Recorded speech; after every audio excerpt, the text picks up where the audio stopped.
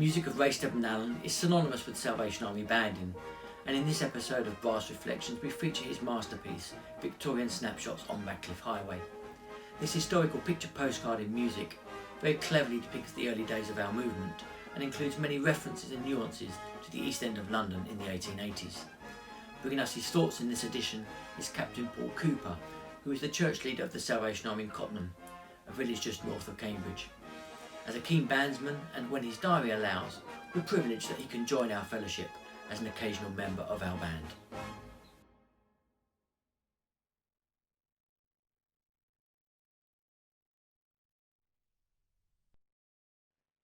As many of you will know, our movement started in 1865 as the Christian Mission.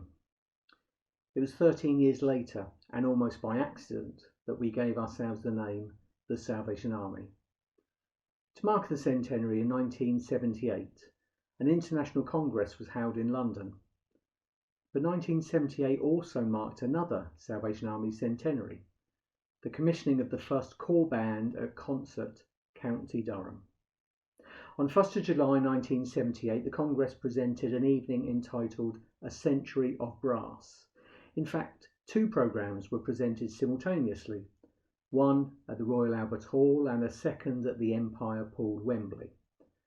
And the highlight of both programmes was a new composition from the pen of Lieutenant Colonel Ray Steadman-Allen, then head of the International Music Department. I believe this was a seminal point in Salvation Army music history, and it was also a memorable evening for me. I was a young man in the Congress chorus as this incredible piece of music was premiered. Ray Steadman-Allen was inspired by a picture that appeared in an issue of the War Cry in the late 1880s. It was a drawing of Whitechapel Corps Band marching down the Ratcliff Highway in London. RSA set about painting a picture in sound of life in Victorian London. But more importantly, he wanted to honour Salvation Army soldiers whose bravery paved the way for us today to march and witness on our streets with freedom. If any of you know our history, you will be aware that in the early days, the Salvation Army regularly faced violence on the streets. Early Salvationists were jailed, attacked, and even died for their beliefs. Ratcliff Highway originated as a Roman road, and in Victorian England it was still a very prominent route into the capital, particularly as it ran into the area known as Limehouse. This was the heart of the London Docklands, which at that time was one of the most important trading ports in the world. But although vast amounts of wealth passed along this highway, it had little impact in that area. Limehouse was among the poorest areas of London. Poverty, disease and death were rampant. Women of the night jostled for the best positions on all the street corners. 1 in 4 properties were public houses where the normal drink was not beer, but gin. Crime was rampant, murder a regular occurrence. As the music begins, you will hear hints at the reality of this life, the songs of the traders advertising their wares, the distant peal of the Westminster bells, the drunken wandering of sailors going from boarding house to gin palace and back again. Overall, you will get the sense of chaos, of despair, and of hopelessness in life for the submerged 10th in darkest England. Into this chaos comes the valiant band of Salvation soldiers, represented by a song also written in 1878, We'll Be Heroes. But their message is interrupted by a burst of music hall song, Champagne Charlie, which, as some of you know, the Salvation Army later gave new words to, Bless his name, he sets me free. The tune starts out mockingly and you'll notice some rather raucous and raspy trombone playing. But the mocking soon takes a darker tone. Is this brave band of Salvation soldiers at risk? How will our heroes of the faith pull through? So come with me to Victorian Britain, back to the very roots of our movement, as we listen to Lieutenant Colonel Ray Steadman-Allen's inspirational and visionary composition, Victorian Snapshots on Ratcliff Highway.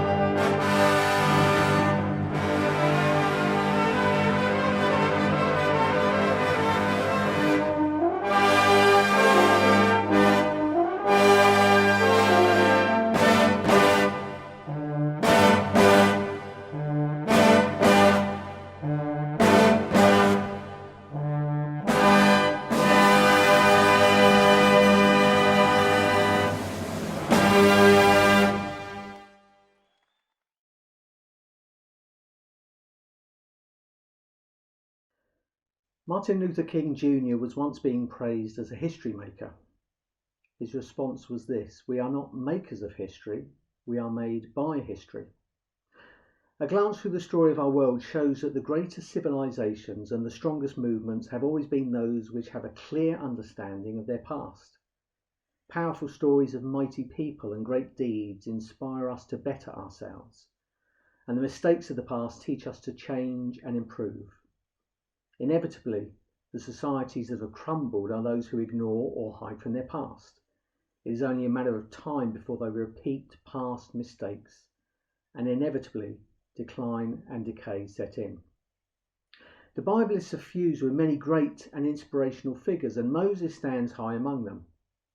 Having led the people from their captivity, then through the desert, together he stands with the people on the banks of the river Jordan, preparing to enter the promised land. But Moses was worried. Despite his long experience, even he found these people difficult to lead, usually because they were too focused on the problem immediately in front of them to remember that they had come through far worse. So before handing over the mantle to Joshua, Moses makes the people wait on the edge of their new land while he gives them a history lesson. We know it as the book of Deuteronomy. Deuteronomy essentially boils down to three strong messages that Moses repeats over and over and over again. The first two are these: don't forget where you have come from, and don't forget what you have now become. 40 years before, they had been downtrodden slaves, but now they were a resilient and a resolute people waiting to occupy their own land and become a nation. Look at how you've changed, he said to them. But the third message was the most critical. Remember who made this happen. Great figures such as Moses and Joshua had played their part, but Moses wanted the people to remember that all their success was wholly down to God.